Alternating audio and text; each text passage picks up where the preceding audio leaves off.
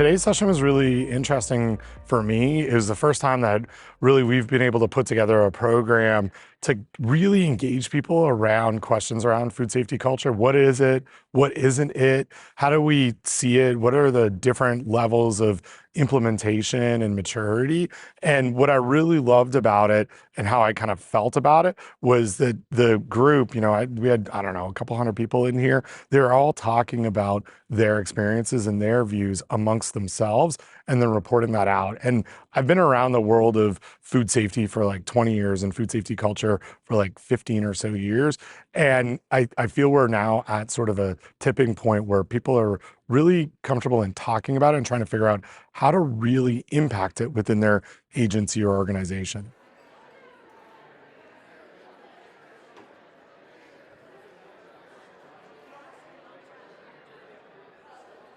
Right now, how we all kind of see food safety outside of the world of our sort of food safety is when something bad happens, right? Whether it's a recall, outbreak, leading to supply chain issues, whatever. We've had so many things that we know recently, but even if we go back over the last 20 years, that's really where food safety hits when it comes to media. I think food safety culture has, especially talking about one's food safety culture and the partnership and interaction between industry, academia, and regulatory world has the ability to pull back the curtain a little bit on what keeps food safe all the time when we don't hear about these incidents. And there's been some like hit or miss articles and coverage in the last 4 or 5 years that have done a really good job on that, whether it be in poultry inspection or around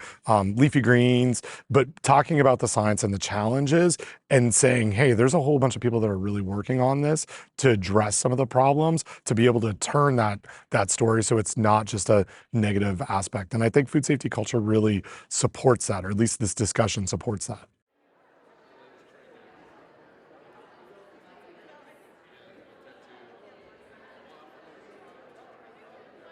I think the biggest challenge to shifting food safety culture, and it came out during our session today, is how do we really impact people? And how do we get the people within our organizations or agencies to really invest in making food safety as part of their decision-making tree when they're doing whatever task they're doing.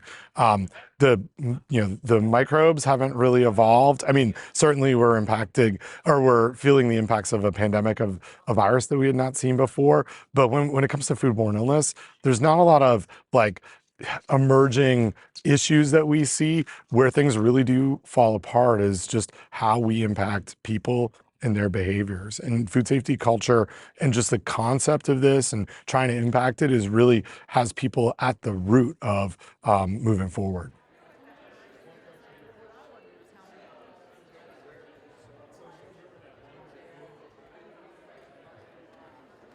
One big thing that I think has been negative, especially in the world of food safety, is that our local and state and federal partners who are involved in public health were already stretched. They're already, in a situation where it was hard to get things done, resource-wise, partnership-wise, whatever. And then all of a sudden we plop a pandemic on top of that people are dealing with real challenges in their own lives, dealing with real challenges with loss, but then just the sort of public rhetoric and loss of perceived credibility of public health, which is just shameful throughout this whole process. And so that's a real negative, right? Like building up, and I've heard it talking with local health department individuals specifically, where those groups are often sort of placed in like, well, you're the ones who are telling us to put masks on or switching the rules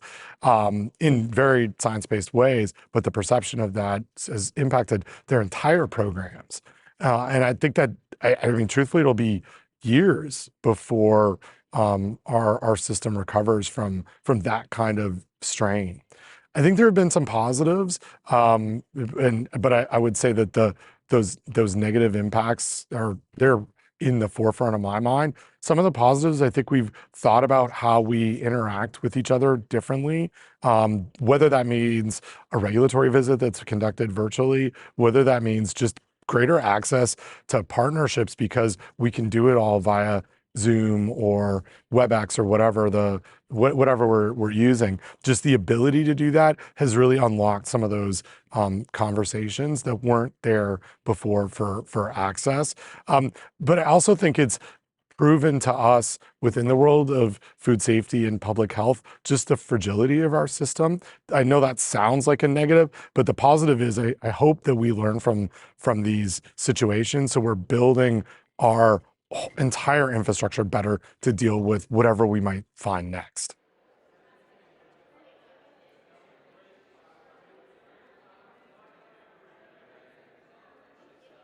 When you look at sort of the generational mindset and shifting throughout our workforce and really throughout the world of food safety professionals that I'm working with, I think that there is a real change in grace and flexibility and community because we've collectively been through so much.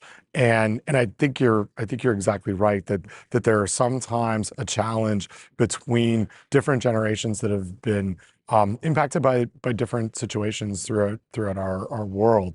But I do think that there is at least a mindset discussion of talking about how there is a difference between generations in approaching food safety or public health or whatever.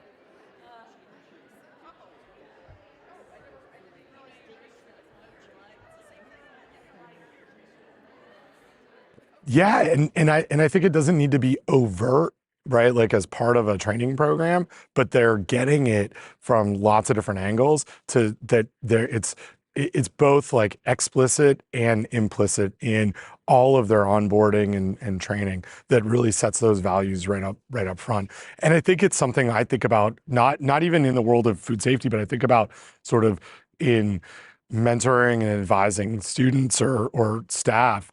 Just laying out those expectations of what we're all sort of expecting on how the community reacts to certain situations or impacts each other and works with each other. It's something that I think, 15 years ago, I wouldn't thought about at all. And now I think I'm much more in tune to that, or at least thinking about it because we've seen the impacts and the vulnerability over the course of the pandemic on how important it is to at least just recognize and acknowledge that people are coming from lots of different places.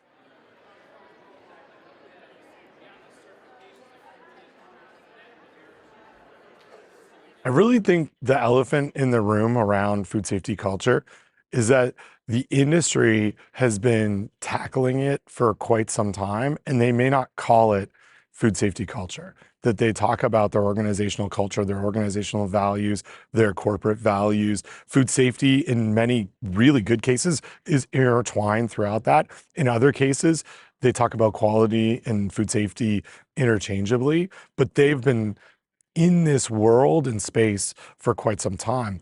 The challenge and this elephant really is that the regulatory world is really now just trying to catch up to where the industry has been.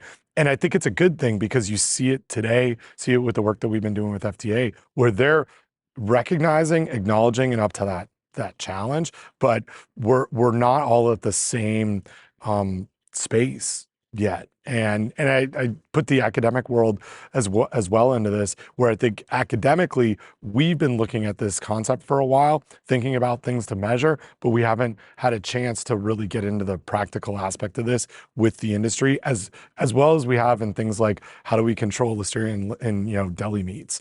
It's a different kind of challenge. So I think it's all of our groups are at different spaces. The good news is we at least are acknowledging that, but to get everybody on the same page, we're not. I don't really think we're all there yet.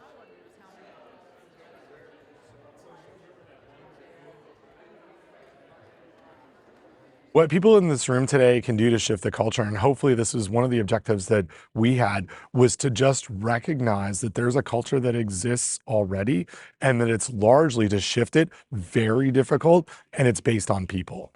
And being able to just sit back, reflect, and say, what are we doing here right now? How much of what we're are, and I think about it from an agency standpoint, how much of this, what we do is based on what's legislated and what's in the rules and compliance, and how much of it is about how we've built this community of our agency, but being able to step back and just reflect and think, how do they impact their own internal people on this?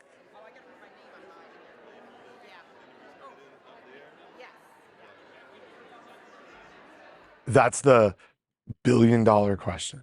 And I wish I had a really good answer for that, where I think we can see holistically where we want to be as a food safety system or community or whatever we want to call it.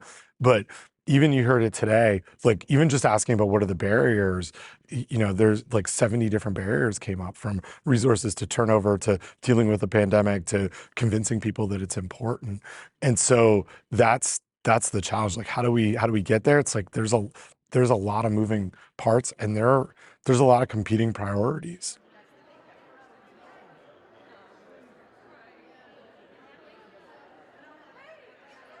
Sure, and that's always going to be the potential for the case. And I think where things have changed over the last couple of decades is the recognition of not like recognizing that situation, but also not putting in the light of blame, right? Like we want to make sure that we bring consumers into the discussion about here's what we're doing within our system, really with the goal of protecting you. And we also need to be able to communicate really clearly and succinctly about what our expectations that we have for them, and give them the tools to do it and convince them that there are risks there. And that's a new paradigm, because for I don't know, the for history of food production, we've been really hesitant to engage in that conversation. We've really said, okay, we'll take care of our stuff, and said, yeah, you know, if you could do it, it'd be great. But we haven't really engaged in this conversation in a meaningful way, really, up until the last couple of decades.